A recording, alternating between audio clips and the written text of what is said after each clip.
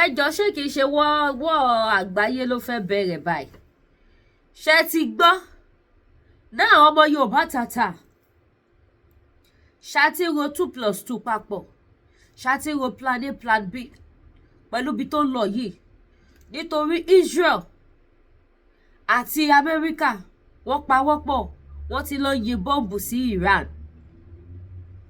wọ́n ti lọ yin bọ́ǹbù sí Iran meanwhile wọ́n ti wọ́n ní wọ́n pé kọ́ máa try ẹ̀ Russia ó ti wọ́n nu Israel àti Amẹ́ríkà wípé kọ́ máa lọ kógun jà Iran Israel àti Amẹ́ríkà ò gbọ́ wọ́n lọ yin bọ́ǹbù sí Iran pẹ̀lú bó ṣe wọ́n lọ nísìn ṣé Russia kò ní support Iran there is one other country náà kí ló kan country náà ti jẹ́ àwọn èèyàn náà ti ní tí Amẹ́ríkà àti Israel tó bá ti lè launch attack sí Iran àwọn náà máa support ẹjọ́ ṣé kò ní di war to war ṣé kò ní di war to war kí ló fẹ́ ṣẹlẹ̀ ṣáyé ti fẹ́ parẹ́ ni ṣáyé ti fẹ́ parẹ́ ni ẹyẹ yọ kí ni ẹ̀ṣẹ̀ tí Iran tó ṣe Amẹ́ríkà ṣé torí Israel àti Iran ń jà Ọlọ́run mà tóbi lọ́ba o ọ̀rọ̀ Ọlọ́run mà pé gan o iṣẹ́ Ọlọ́run mà tóbi o ó má kà màmá yéye o iṣẹ́ Ọlọ́run tóbi ó kà màmá yéye ṣá tó jẹ́ pé ogun orílẹ̀-èdè sórílẹ̀-èdè láti ìgbà tó ti wà látètè kọ́ ṣe ó sì ń bẹ títí dìsí Bíbélì ní bẹ́ẹ̀ ni ó sì máa rí nígbà gbogbo ayé àìnípẹ̀kun àmín ṣé bógun ṣe máa lọ nìyẹn táyé yẹn ò dẹ̀ ní parẹ́ ṣùgbọ́n ọ̀pọ̀lọpọ̀ ẹ̀mí á máa sọnù ọ̀pọ̀lọpọ̀ àwọn ènìyàn á máa fara káṣá ogun á máa wọlé kó àwọn ènìyàn lọ kí program yìí má bàa gòjò ẹ jẹ́ ká jọ gbọ́ bó ṣe ń lọ ẹjọ́ ẹ̀yẹ èèyàn wa bóyá máa ní kúlíkúlí aláta ní Lady K African Store bíi tí lè sọ o wọ́n ṣẹ̀ṣẹ̀ gbé tẹ́sítì ránṣẹ́ sí mi láti Nàìjíríà ni òun ni òun mọ̀ra fi panu wẹ́rẹ́wẹ́rẹ́ bíi tí lè sọ bóyá máa ní Lady K African Store ẹ mọ̀ wípé when it comes to nǹkan tó bá ti jẹ́ nǹkan jíjẹ báyìí even àgúnmu èmi máa kọ́kọ́ confirm ẹ̀ wò kí wo bó ṣe rí kí n tó gbé sórí igbá wípé kẹ́yìn ìyá onínúure àtẹ̀yìn bàbá onínúure kẹ́ wá tẹ́rì sí kẹ́ wá rà á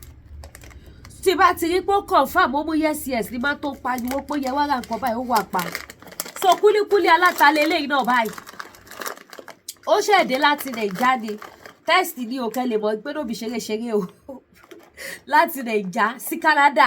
mo ní kọ́kọ́ ru kúlíkúlí aláta wá kí n tẹ́sítì ẹ̀ wò náà kí n wo bó ṣe rí bó ṣe gbẹ tó ó gbẹ gágá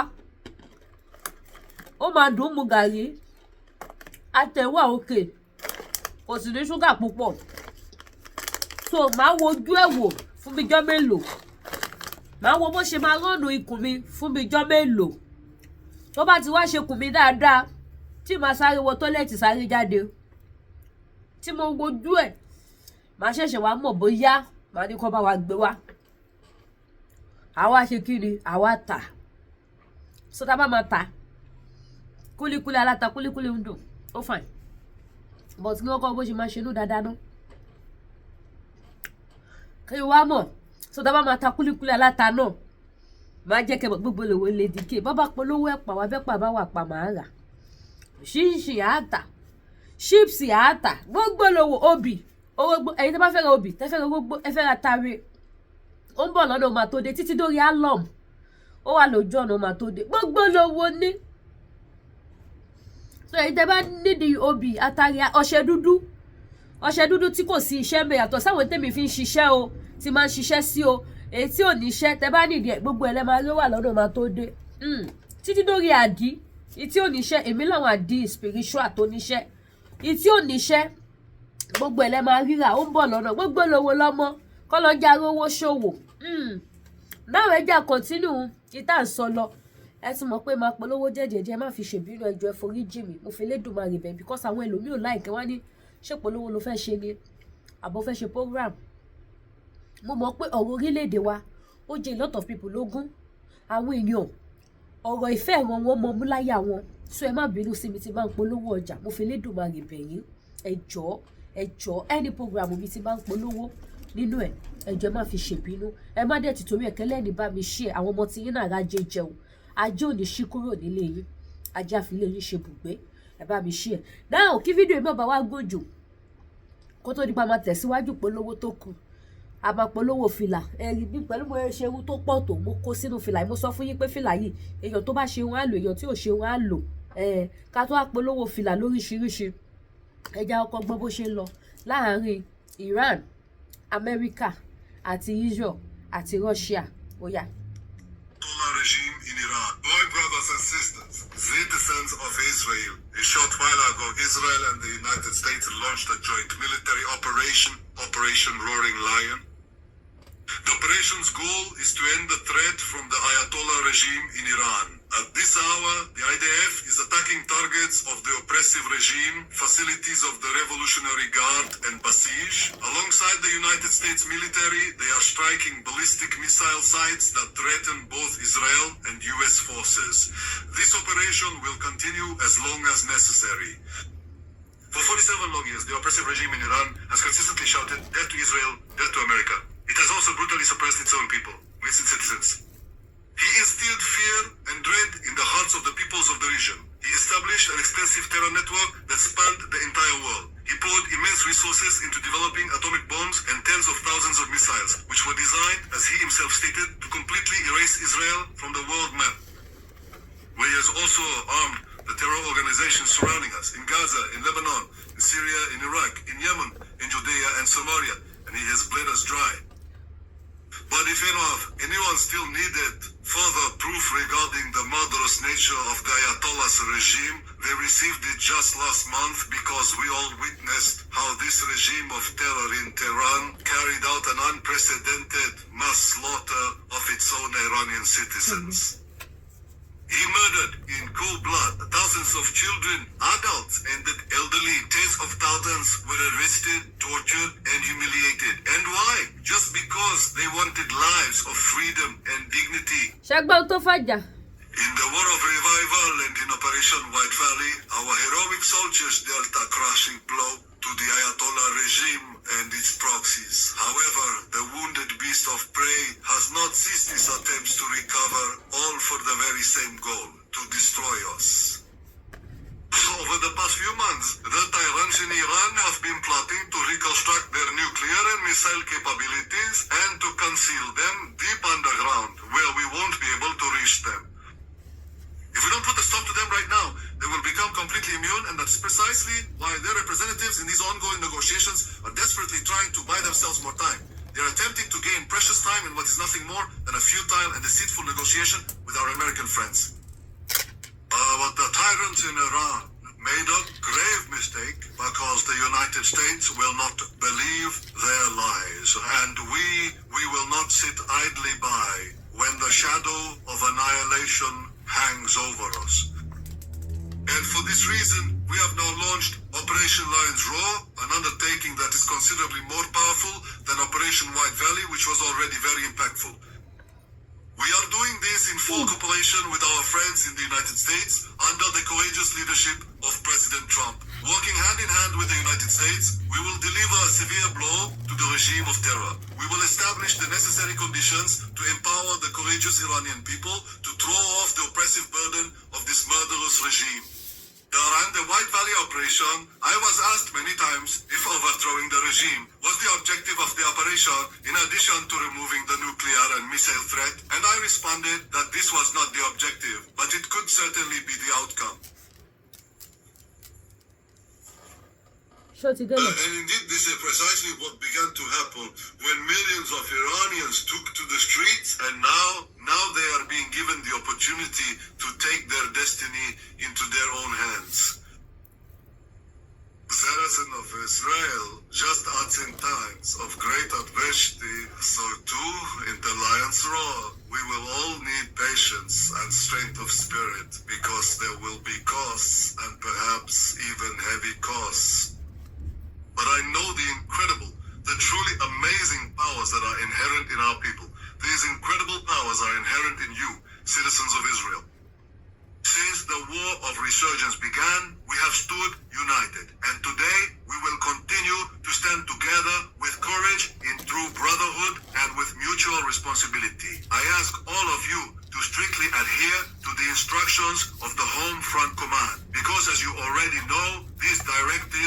save lives. Challenging days lie ahead for us. Every military action inherently carries a risk, but the danger of failing to act is immeasurably greater because if we do not take action, we will be confronted with a nuclear Iran. An Iran possessing tens of thousands of ballistic missiles. An Iran that will actively work to destroy us and will be completely immune to any of our counteractions. As a people who desire to live, we are left with no other option but to engage in battle. But this time we are doing this with the immense combined power of the State of Israel and the United States of America. From here, Shasish, I wish to address the citizens of Iran. You, the citizens of Iran, and the Iranian army, the Artesh, you are not our enemies, and we are not your enemies. We have a common enemy, the murderous regime of the Ayatollahs, which seized control of you through the oppressive forces of the Revolutionary Guard and the Basish. It is they who have degraded your wonderful country, dragging it down to the lowest possible depths. It is they who have massacred you in your thousands. Therefore, in full coordination with my friend, the President of the United States, I tell you that anyone who lays down their weapons, including those within the regime's forces, will guarantee their safety and secure their future.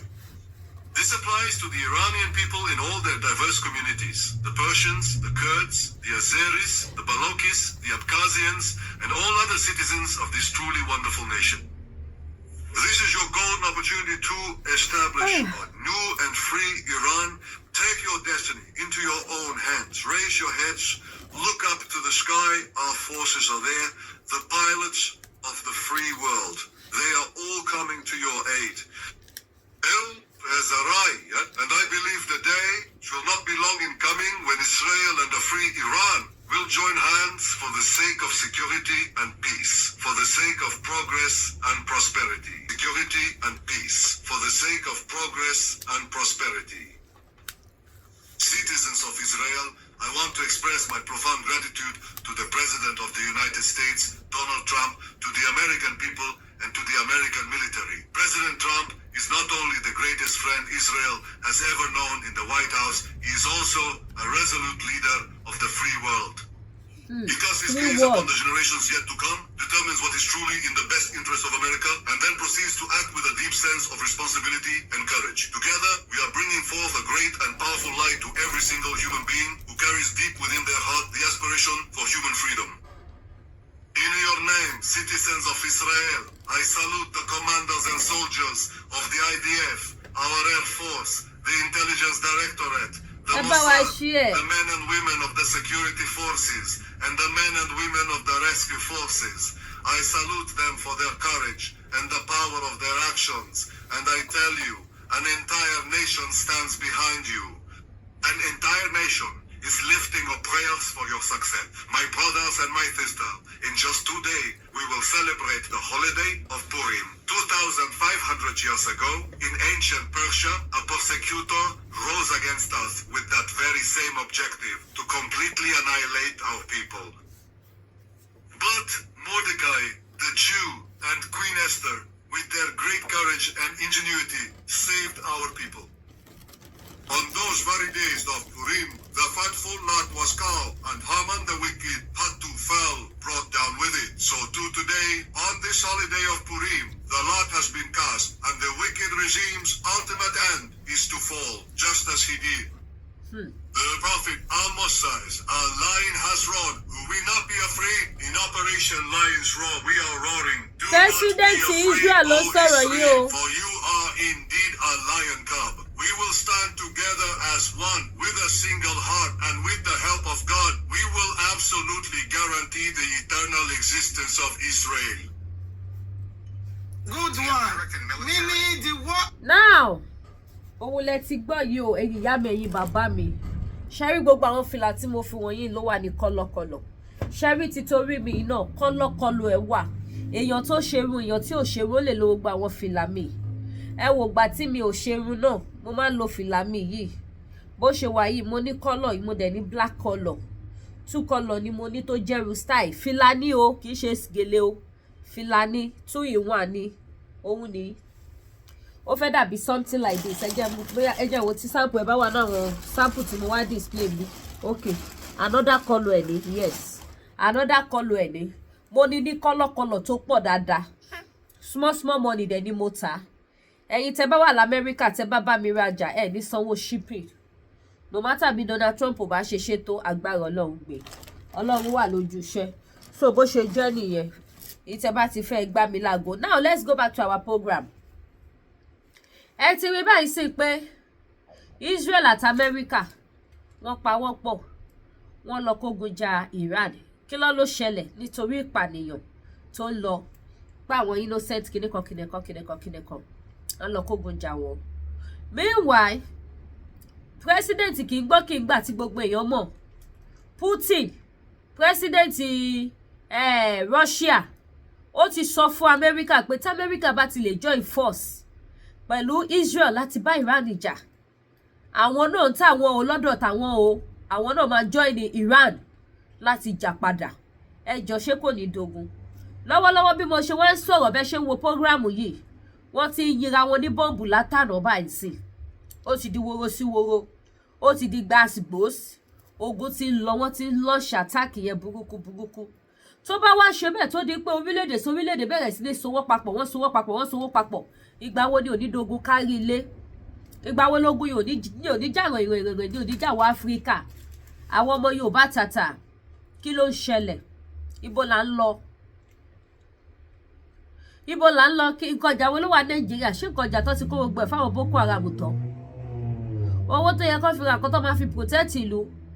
wọ́n ti fi ṣọmọ kọ́ mú àlè wọ́n ti pin mọ́ra wọn lọ́wọ́ ọmọ Yorùbá tàtà gbogbo ohun tá a ṣe ń sọ nìyẹn ṣé mọ̀ pé torílẹ̀-èdè wa bá dá dúró tayọ̀jú ṣé mọ̀ wípé wọ́n jà lẹ́kejì kò ní kàn wá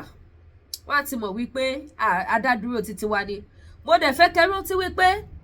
nígbà tí Donald Trump máa wá sí Nàìjíríà wá kógun jà àwọn Boko Haram tínú wa dùn sí táyọ̀ wa kún kí ló sọ fún wa ó ní nítorí àwọn Boko Haram ń pa àwọn Kristẹni lòun ṣe kógun jà wá àti mọ̀ tí ẹ náà máa bí o àti mọ̀ irú ìgbésẹ̀ táwọn Islamic country wọ̀nyẹn tí wọ́n ṣe máa padà gbé àti mọ̀ irú retaliate tó ṣe máa retaliate àti mọ̀ pẹ̀lú bó ṣe ti ń dogun tí náà ti ń ràn mọ́ náà yìí tí náà ti ń ran lé lọ yìí ọmọ Yorùbá ogun òní kó wa o àdíríbi láyé wa ẹ wá ra ohun tí mò ń tà ẹ wá ra ohun mò ń tà o ẹ wá ra ohun mò ń tà o ẹ̀yin tẹ́ bá fẹ́ ra aṣọ wa ọdún tí ń bọ̀ ẹ̀yin mọ́mì mi yẹ kẹ́ ti máa ọ̀dà aṣọ yìí àtẹ̀yìn dáàdì mi aṣọ tẹ́ máa wọ̀ lọ kíyìdì ẹni ọdún bá láyé o kókó rí ọpẹ́ ẹni ọdún bá láyé o kókó rí iyì bàbá ẹ ṣé ó yẹ ká jọ dúpẹ́ ni o gbogbo ẹ̀yin dáàdì mi mùsùlùmí èmi bá yín yọ̀ mo bá yín dúpẹ́ mo bá yín ṣe alihamudulilayi rabbil alamin torí mo nígbàgbọ́ pé ẹ ti fayọ̀ bẹ̀rẹ̀ àwẹ̀ ẹ dẹ̀ máa fayọ̀ parí ẹ̀ ayọ̀ àti ìdùnnú lẹ máa fi parí ọdún yìí àjọ fi parí ẹ̀ àjọ ṣọdún ni bẹ́ẹ̀nu tèmi ò tiẹ̀ gbẹ ẹnu ti yín tó gbẹ kò ní gbẹ nígbẹ ìyà kò ní gbẹ nígbẹ òṣì kò ní gbẹ nígbẹ tìbànújẹ́ kò ní wá nígbẹ lásán àwọn yóò ní já sásán ni mo mí ni o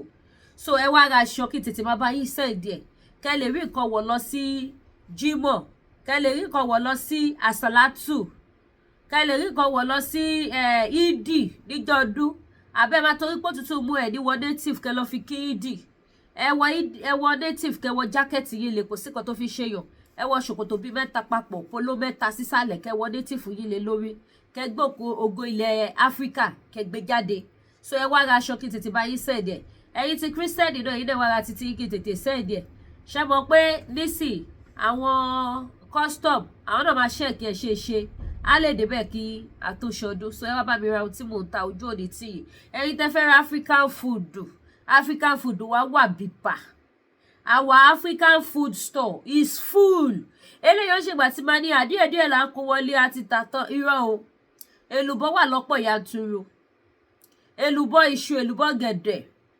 ráìsì ọ̀fadà àti tí ò ń ṣọ̀fadà gbogbo ẹ̀ la ní ẹ̀wà olóyin àti tí ò ń ṣe olóyin kó tó tán o ẹ̀wà kúta ọmọ mi bá máa yáde sí yìí àwọn tí mi ò ní wá tì ọmọ àbọ̀ wìtìwìtì kẹ́yìn náà lè rí títí yín rà bẹ̀ ẹja tẹ́ máa fi ṣe bẹ̀ ẹ̀gúsí tẹ́ máa fi ṣe bẹ̀ ọdún gbogbo ẹ̀ wà níkàlẹ̀ body cream tó dáa tó máa jẹ́ kí skin ọ̀rá máa jáde síta eléyìí ò ṣe pẹ́ bóra skin ọ̀rá máa jáde ní á máa jáde báyìí tó máa fi clean dáadáa tó máa look glow ó wà available ní Lady K African store bákan náà spiritual items wa àdúrà ló ń gba agbára ńkọ́ ẹ dira o kò sí kankan tó ṣe mí kò sí kíní kan òkè ṣe rí àwọn ọmọ kan wà lórí TikTok ìsẹ̀yìn mọ́mì mi mo sì ní mo máa wá polówó àkànmọ́lẹ̀ fún yín gidi dájì tí ọba ti fẹ́ gbórí lẹ́ má jẹ́ ọ lọ kò sọ́kàn gidi ń ta o tí ọkọ bá ti lè lọ báyìí ẹ wo àti pé wọ́n padà wọ́n yí sí mọ́ o ó bẹ́tà kẹ́tètè wọ́n gbọ́dá sí kán tó lọ ó bẹ́tà omi níbi sọ bẹ́ẹ̀ ẹ̀yin dáàdì mi má bínú ìfẹ́ yín náà níbi ìfẹ́ kẹ́ lọ ni mo fẹ́ kẹ́ jọ ṣe wedding anniversary 50 years 40 years 100 years mo fẹ́ kẹ́ jọ ṣe òun mo ṣe ní kọ́wọ́ra àkànmọ́lẹ̀ fún yín kẹ́ má lè lọ dáàdì tí ó bá ṣe kiri tí wọ́n bá dúró déédéé mọ́ ohun tó máa fi dúró déédéé tó bò tá máa fi wò sí wọn ó wà available lọ́dọ̀ Lady K Ìfẹ́ Olúwa ó wà available mi ò tíjú fi sọ ó wà available tó confirm dáadáa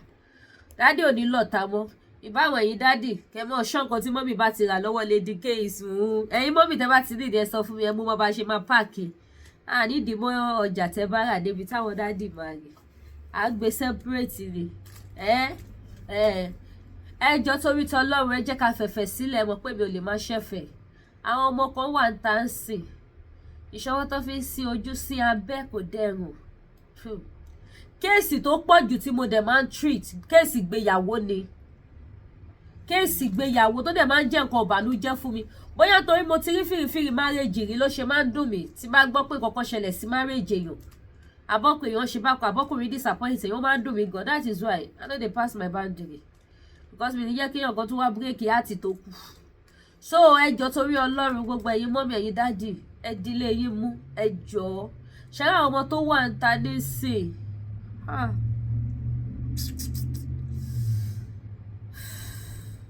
ó kọjá bẹ́ẹ̀ àwọn ladies ò ṣeré bẹ́ẹ̀ bọ́dẹ̀ ṣe ń ṣe tó náà àwọn ọmọ yahoo ń lò wọ́n but èyí tá a bá ní bí ọwọ́ ọmọ yahoo ló máa lọ kó sí tó bá wá kó sọ́wọ́ ọkọ títí rí tó gbé yín lọ́kọ lọ tó di pé dádì ò wálé wá súnmọ́ tó di pé dádì kan sọ fún ìyá mo fẹ́ travel lẹ́ni mo fẹ́ travel lọ́la tí dádì wá di àjàlá kò dáa wọ́n lọ díẹ̀díẹ̀ nìyẹn ẹ má jẹ́ kí wọ́n gba sátidé lọ́wọ́ kó gbé sunday lé dádì lọ́wọ́ so èyí dádì náà ẹjọ́ torí tọ́ lọ́rùn ayé òde mú yín ẹ̀ ní ṣíṣe ẹ̀yin náà ẹ fọwọ́ síbi tó wọ́n ń gbé ẹjọ́ ẹ má jẹ́ kó lo káyá má ta fún yín ẹjọ́ torí Ọlọ́run mo bẹ̀bẹ̀ ni ṣẹ́rí àwọn kankan wà tó yẹ pé ó ń rè but tí bá ní kí n jòkó kí n máa ṣe analysis lórí àwọn kìnìún ayé máa sọ pé Lady K program Yorùbá ní ìṣọ̀lá fẹ́ gbọ́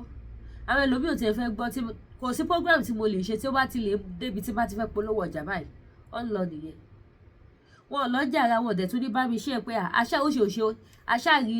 ọ̀rọ̀ kan àbí méjì arí gbọ́ lẹ́nu ẹ̀ ẹjẹ́ àbá ṣí ẹ̀ sọ́dọ̀ àwọn tó máa rà ibi òde fi ṣe bínú Ọlọ́run wà lára ojú iṣẹ́ but ẹjọ́ torí tọ́ lọ́rùn a lot ti ṣẹlẹ̀ nínú ayé ṣàríyàn tó bá jẹ́ spiritual person tó bá máa ń treat àwọn case lóríṣiríṣi àwọn ló lè understand àwọn nǹkan tí mo sọ a lot is going on nínú ayé ṣe àwọn nǹkan bí wà kò ní ṣẹlẹ̀ nísìn programu náà máa programu ẹ̀ ní ó dìgbà báyìí kó tó bẹ̀rẹ̀ ṣe àwọn míì dẹ̀ wà lẹ́sẹ̀kẹsẹ̀ ni so many cases ni mo ti rí so many things ló ń ṣẹlẹ̀ nítorí ìdí èyí máa bẹ̀wà máa rọ̀ wá kí ṣe dandan ní kẹ́ ṣe kíni kẹ́ wá ra iṣẹ́ lò lọ́dọ̀ Lady K àbí kẹ́ kó àníyàn yín wá bá Lady K ẹ kó lọ bá Ọlọ́run kó lọ bá àwọn ẹlòmíì but ẹ dira yé tó bá dé jẹ́ pé Ọlọ́run mi náà lẹ wò pé òkè ẹ jẹ́ ká tọ̀ Kristi Jésù ọmọ Ọlọ́run sí Lady K ẹ jẹ́ ká tọ̀ lọ bàbá mi wà lórí ìtẹ́ tó wò rere ayé tó sì máa dá ayé lò bẹ́ẹ̀ ni orúkọ Ọlọ́run ni that is why tí mo ṣe máa ń sọ fún yín pé àwọn spiritual products tí a fi ètò àdúrà gbé kalẹ̀ ó kún ọwọ́ Lady K aṣọ ńlá kọ́lé èèyàn ńlá àgbà tó sì lómi inú kì í pariwo gbogbo èyí tẹ́ bá ní ìdáwọ́ ọkọ̀ àdúrà ẹ pè mí ó wà available àdúrà yá gbà ogun ayé yá ṣẹ́ ẹ̀yin náà ní testimony ẹ má jẹ́ kí n bí orí báyìí Àgbàlá Gabriel ló máa ń ṣorí báyìí kọ́ máa lọ Lady K náà ti ń birí ó ti sọ rẹ̀ dákọ́ aláǹgbà ó náà ti ń ṣorí báyìí but kò sọ́gbọ́n èèyàn sọ̀rọ̀ lásán èèyàn ń birí Àgbàlá Gabriel kọ́ fẹ́ sọ wá lẹ́nu ni wọ́n sì lù pa so bó ṣe jẹ́ nìyẹn gbogbo ẹ̀yin mọ́mì mi ẹ̀yin dádì mi ẹ pè mí kẹ́ wá àwọn nǹkan àdúrà tí ẹ bá fẹ́ àdúrà wa gbà lórúkọ Jésù àdígbàgbà ti àdúrà so many things ló wà ní Lady K African store so many things even àwọn ọjà mi gan tí ò ti débi báyìí tún bọ́ lọ́dọ̀ èyí tí wọ́n fẹ́ ra rọ́ọ̀bà bólíkì gbogbo ẹ̀ wà ẹ fẹ́ ra àwọn ọṣẹ ìwẹ̀ lóríṣiríṣi oṣooṣe lẹ́mìsì mo ṣì ní more than oríṣi ọṣẹ ìwẹ̀ 10 nínú store yàtọ̀ sí spiritual o àwọn ọṣẹ tó máa jẹ́ kí skin yìí máa jáde síta I'm not talking about spiritual sí o àwọn ọṣẹ tẹ́lẹ̀ fi maintain skin yìí tí skin yìí ara máa jáde síta tó máa fresh tára yìí máa dá ṣákáṣáká tí ó dẹ̀ ní fún yín ní black spot kò ní fún yín stretch mark kò ní fún yín rashes kankan I have more than 10 types níbí báyìí so èyí tẹ́ bá ti fẹ́ mi tí ó dẹ̀ nínú yín lówó púpọ̀ ṣé àwọn kankan wà tó yẹ pé àwọn èèyàn máa ń fojú commonize àwọn dẹ̀ ló máa ń ṣiṣẹ́ jù bẹ́ẹ̀ ni mo ti rẹ́ni tó lọ ra body cream 500,000 tí ò ṣe dáadáa kò ṣe kankan ó sanwó nù ni ó sanwó nù so àwọn nǹkan bí wọ́n ti yẹ pé ẹ máa wò pé ààyè kíní yìí owó ẹ̀ kéré tó dẹ̀ yẹ pé by the time tí wọ́n bẹ̀rẹ̀ sí ní lò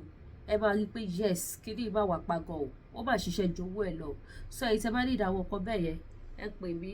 ó wà available ní Lady K African Store